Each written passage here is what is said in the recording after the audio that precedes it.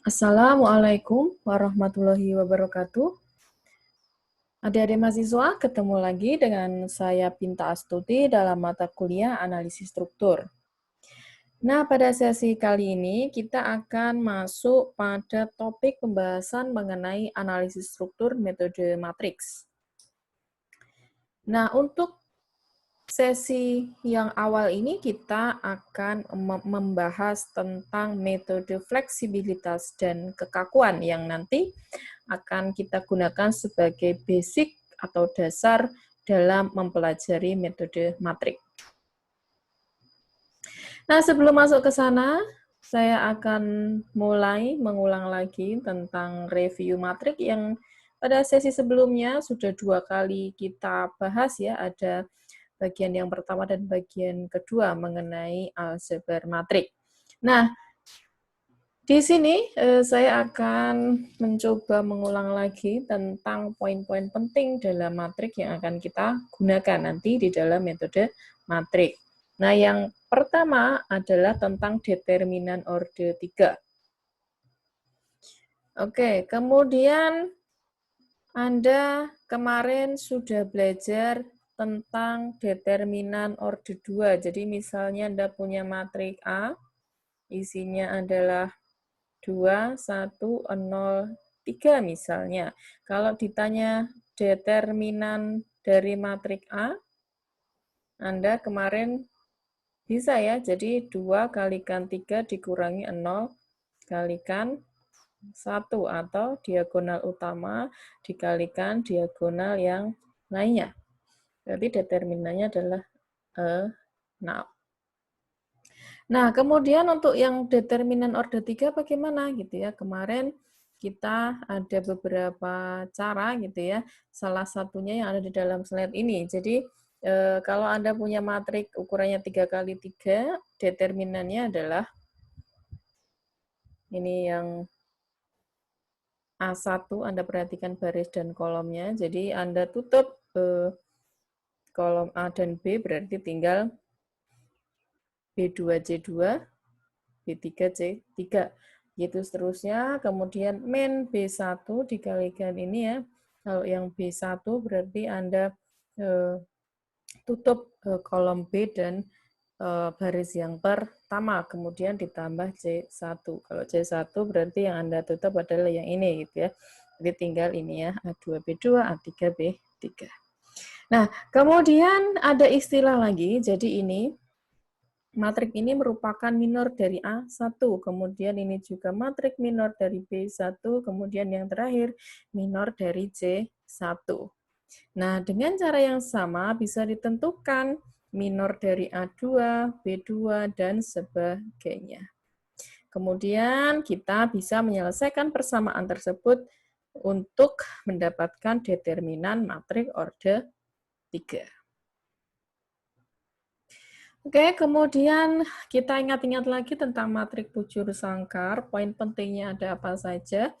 Jadi yang pertama, determinan suatu matrik bujur sangkar memiliki harga yang sama dengan determinan matrik transposnya. Kemudian, suatu matrik yang determinannya sama dengan 0 disebut matrik singular, gitu ya. Kemudian, kofaktor adalah nilai minor elemen dalam determinan beserta tanda tempatnya. Jika A adalah suatu matrik bujur sangkar, maka bisa dibentuk matrik C yang elemen-elemennya adalah nilai kofaktornya. Maka yang disebut dengan matrik adjoin dari A adalah matrik transposnya. Jadi adjoin dari A itu adalah transpos dari matrik C. Oke, kemudian selanjutnya kita masuk ke slide berikutnya, masih tentang matrik bujur sangkar. Jadi, inverse matrik bujur sangkar adalah matrik yang elemen-elemennya adalah nilai elemen matrik adjoinnya dibagi nilai determinannya. Kemudian notasinya ini A inverse ya. A pangkatnya min 1 itu disebut sebagai inverse. Atau bisa juga dinotasikan seperti ini ya, adjoin dibagi dengan matrik A-nya. Atau C transpose dibagi dengan A. C transpose itu sama dengan A join-nya. Kemudian matrik dapat digunakan untuk memecahkan sistem persamaan linier. Misalnya Anda punya A dikalikan X sama dengan B, itu X-nya bisa saja sama dengan A inverse dikalikan B. Kemudian Anda juga sudah pernah belajar metode eliminasi Gauss. Nah, jadi untuk review matrik ini tolong jangan dilupakan karena sebagai dasar-dasar nanti yang akan kita gunakan dalam membahas analisis struktur metode matrik. Nah, setelah Anda ingat tentang metode matrik, kita akan mulai masuk ke metode fleksibilitas dan kekakuan. Ini yang akan menjadi dasar nanti perhitungan analisis struktur matrik kita. Jadi, yang perlu kita pahami adalah hubungan antara action dan displacement. Jadi, action itu adalah gaya dari luar struktur, dan displacement ini merupakan reaksinya. Jadi, kalau ada action atau aksi, pasti ada reaksi. Hubungan antara action dan displacement punya peranan yang sangat penting dalam analisis struktur, terutama dalam metode fleksibilitas dan kekakuan. Nah, jadi di dalam slide ini kita memiliki dua ilustrasi. Jadi yang pertama, di situ ada suatu batang gitu ya, suatu batang yang dijepit memiliki properti A itu penampangnya, E itu modulus elastis, dan L adalah panjangnya, kemudian ditarik oleh suatu gaya sebesar F, maka dia akan bertambah panjang sebesar D. D atau pertambahan panjang atau displacement itu bisa kita hitung menggunakan D sama dengan F dikalikan A. F itu adalah gayanya, A adalah luas penampang.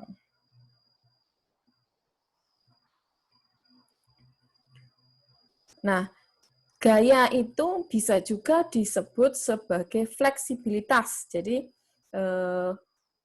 F itu Anda mudahnya Anda sebut sebagai gaya gitu ya. Tapi sebenarnya dia adalah fleksibilitas atau flexibility displacement yang dihasilkan oleh unit action. Nah, apa bedanya dengan gambar yang kedua? Jadi kalau gambar yang kedua, di situ bukan batang, tetapi ada suatu pegas ya, suatu pegas yang dijepit, kemudian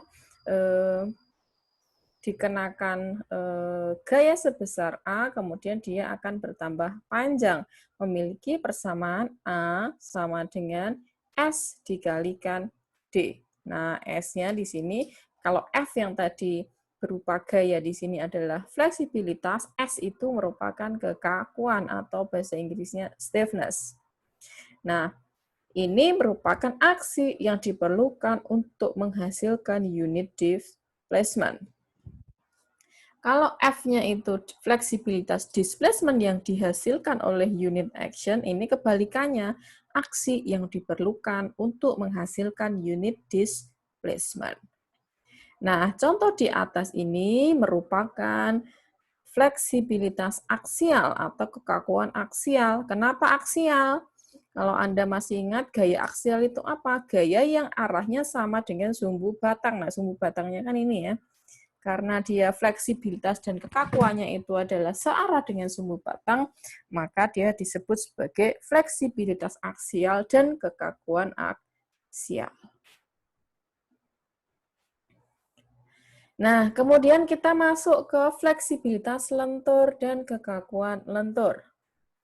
Nah, tadi kan sama ya, rumusnya adalah D sama dengan F dikalikan A, dan A sama dengan S dikalikan D. F-nya flexibility, S-nya kekakuan atau stiffness.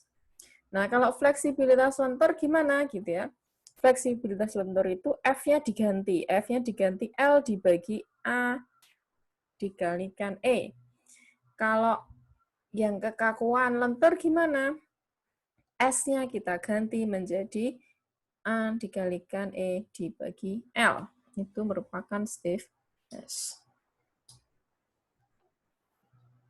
Nah, sekarang kita akan melihat bagaimana ilustrasi fleksibilitas dan kekakuan di dalam suatu sendirol, suatu struktur simple beam gitu ya, tumpunya sendirol, diberikan suatu gaya A gitu ya, di suatu gaya atau aksi A, kemudian dia akan menimbulkan displacement sebesar D di tengah bentang, karena letaknya adalah di tengah bentang.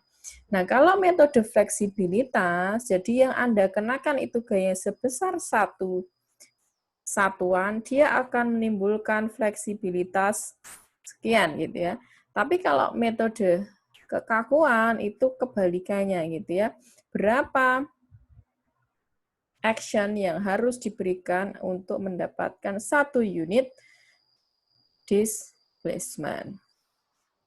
Nah, satuan F itu merupakan panjang dibagi gaya gitu ya. Kalau satuan S atau kekakuan, gaya dibagi panjang.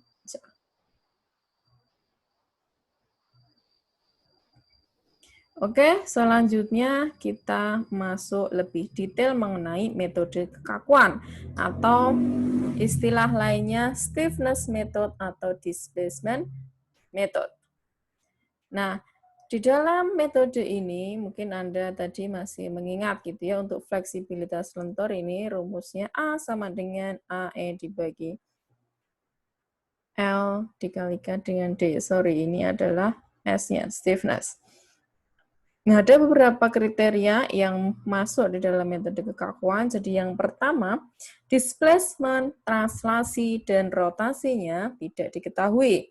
Kemudian, gaya aksial, momen lentur, momen torsi, dan gaya geser akan bisa diselesaikan kemudian. Kemudian, yang ketiga, persamaan-persamaan yang digunakan dalam formulasi adalah persamaan aksi deformasi, kemudian persamaan keseimbangan, dan persamaan kompatibilitas. Oke, kemudian untuk karakteristik metode yang kedua atau metode fleksibilitas, bisa juga disebut sebagai flexibility method atau force method. Jadi, tadi ini adalah ilustrasinya ya.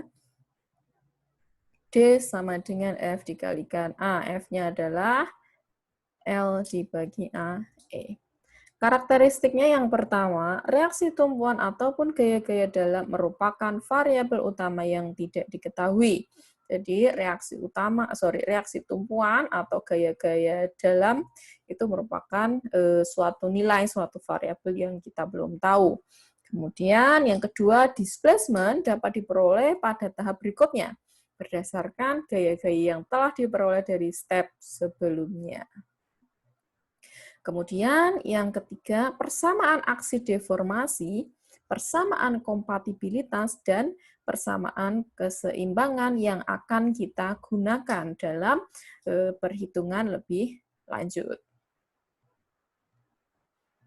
Oke, kemudian tadi Anda sudah mereview tentang matrik dan sudah mengenal metode kekakuan dan metode fleksibilitas. Nah, sekarang kita akan masuk memanfaatkan metode-metode yang tadi kita sudah kenali. Jadi kita masuk ke analisis struktur metode matrik gitu ya. Biasanya kita bisa menyebut sebagai ASMM. Adalah suatu metode untuk menganalisa struktur dengan menggunakan bantuan matriks. Itulah kenapa kita 2 sesi sendiri kemarin sudah membahas tentang matrik. Nah, matriknya apa saja yang akan kita gunakan? Ada matrik kekakuan, ada matrik perpindahan, kemudian ada matrik gaya. Dengan menghubungkan suatu persamaan P sama dengan K dikalikan U. P adalah matrik gaya, K matrik kekakuan, U adalah matrik perpindahan. Nah, ini tidak boleh lupa gitu ya. Nah, salah satu cara yang digunakan untuk menyelesaikan persamaan di atas yaitu dengan menggunakan metode kekakuan. Oke, kita lihat lebih detail mengenai metode kekakuan. Tadi kita sudah mempelajari P sama dengan K dikalikan U gitu ya. P-nya adalah gaya, K-nya matrik kekakuan, U-nya adalah perpindahan. Nah, sekarang kita mulai lebih detail mengenal metode kekakuan langsung gitu ya. Direct stiffness method gitu ya. Nah, kalau di dalam metode matrik, nanti kita akan melihat suatu struktur itu batang demi batang atau member demi member. Nah, setiap member nanti Anda akan membuat notasi gitu ya, notasi. Misalnya member yang pertama itu contohnya di dalam slide ini. Satu ini metode maksudnya adalah member yang pertama. Jadi setiap member itu memiliki dua noda, dua node, dua join gitu ya. Noda atau node atau ya Anda bisa menyebut sebagai noktah gitu ya, sama ya. Berarti di sini ada node 1 dan ada node 2. Nah, di setiap node itu memiliki dua arah U dan P. U adalah perpindahan, P adalah gaya. Jadi ada U1P1, kemudian U3P3 untuk noda yang pertama. Kemudian noda yang kedua gimana? Ada U2P2, ada U4P4. Nah, dari sini kita bisa membuat suatu persamaan P sama dengan K dikalikan U. P-nya isinya apa saja? P itu kan gaya. Berarti kita susun ada P1, P2, P3, P4. Kita letakkan di matriks yang sebelah kiri. Kemudian yang selanjutnya adalah matrik kekakuan. Kekakuannya itu kalau di sini ada 1, 2, 3, 4 elemen, berarti matrik kekakuannya ukurannya harus 4 kali 4 gitu ya, 4 kali 4. Nah, kekakuannya apa saja ya? Di sini ada K11, 12, 13, 14, dan seterusnya sampai K44. Kemudian dikalikan dengan displacement atau perpindahan yang terjadi pada kedua nodal. Jadi ada perpindahan 1, 2, 3, 4. Di sini U1, U2, U3, U4. Nah, dari persamaan matrik ini yang nanti Anda akan temui pada seluruh analisis struktur metode matrik. Ini merupakan metode kekakuan gitu ya, metode kekakuan karena ada kekakuannya yang ada di sini ya. Oke, kemudian dari matrik tadi kita bisa menguraikan sebenarnya. Kalau mungkin Anda masih ingat ya, Anda punya misalnya 2x plus 3y sama dengan 4 gitu ya, x min 2y sama dengan min 3, Anda bisa ubah menjadi bentuk matrik yang kalau kita uraikan, misalnya ini 2, 3, ini x, ini y, sama dengan 4. Kemudian ini x itu 1, ini min 2, x dengan y-nya min 3. Kan seperti ini. Nah, tadi kita balik bisa ya. Dari matrik yang ada di sini, kita bisa ubah menjadi suatu persamaan linier. Nah, hasilnya ada di dalam slide ini gitu ya. Jadi, P1 itu tadi kan K1 dikalikan U1 ya, K11 dikalikan U1 ditambah K12 dikalikan U2 ditambah K13 dikalikan U3 ditambah K14 dikalikan U4. Nah, hasilnya sama ya di sini. Ini merupakan persamaan linier untuk kesetimbangan gaya di arah U1. Kalau yang P2, ini sama ya, tadi caranya sama, merupakan kesetimbangan gaya di arah U2. Kemudian P3 juga sama ya, kesetimbangan gaya di arah U3. Kemudian P4, kesetimbangan gaya di arah U4.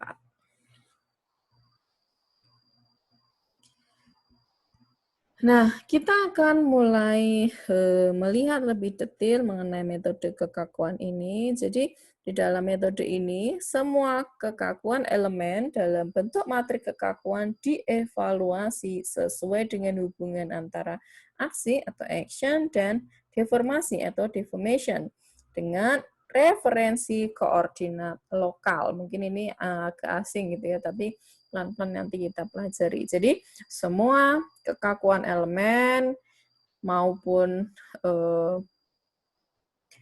bentuk action dan deformation-nya itu kita hitung di dalam referensi koordinat lokalnya. Tetapi nanti matrik kekakuan elemen ditransformasikan ke sistem koordinat global. Contohnya misalnya batang ini ya, batang E. Batang E ini dia nodalnya atau node-nya itu dari node I ke node J. Jadi kita akan membuat koordinat lokal dari batang E ini. Jadi koordinat lokalnya ini batang E adalah sumbu E, kemudian sumbu Y-nya ini ya, tegak lurus sumbu Y. Kemudian kita juga akan bawa atau kita akan transformasikan ini yang lokal ke koordinat global. Kalau koordinat global itu koordinat strukturnya. Jadi kita punya truss ini, struktur ini memiliki koordinat globalnya X-nya ini ya. X besar, kemudian Y besar. Itu merupakan notasi koordinat global. Nah, tadi kalau yang X kecil, Y kecil itu koordinat lokal. Jadi kita harus transformasikan. Harus Anda mungkin ingat ya bagaimana cara mentransformasi di dalam dulu pelajaran matematika waktu Anda di sekolah gitu ya. Nah, jadi kita transformasikan dari X lokal ke X global. Caranya nanti dengan mengalihkan elemen sudut alfa antara batang E ini ke sumbu X global. Kemudian yang ketiga, matrik kekakuan elemen-elemen di dalam koordinat global disuperposisikan dengan mempertimbangkan kompatibilitas menjadi matrik kekakuan struktur. Kemudian yang selanjutnya, yang nomor D, berdasarkan pembebanan yang bekerja, disusun vektor gaya dengan referensi koordinat global. Jadi nanti semua kita akan bawa ke koordinat global. Oke, ini sama ya, D dengan E. Kemudian yang F, kondisi batas displacement pada titik-titik nodal tumpuan maupun kondisi batas gaya pada titik-titik nodal bebas diformulasikan dalam bentuk vektor displacement dan vektor gaya. Selanjutnya dilakukan kondensasi statis atau static condensation untuk memperoleh matrik kekakuan atau stiffness matrix, struktur yang sudah tereduksi. Kemudian yang ke G, matrik kekakuan struktur yang telah direduksi tersebut memberikan persamaan keseimbangan struktur yang apabila diperoleh solusinya akan menghasilkan displacement di setiap titik nodal. Selanjutnya, reaksi di setiap titik nodal tumpuan dapat diperoleh. Kemudian yang terakhir, perhitungan gaya-gaya dalam dan tegangan-tegangan dalam untuk setiap elemen. Oke, itu tadi adalah pengenalan tentang metode fleksibilitas dan metode kekakuan. Terima kasih Anda sudah mengikuti dan mengenal setidaknya awal mula cerita dari analisis struktur metode matrik. Semoga bermanfaat. Terima kasih atas perhatiannya. Sampai jumpa pada sesi berikutnya. Saya akhiri. Wabillahi taufik wal hidayah. Wassalamualaikum warahmatullahi wabarakatuh.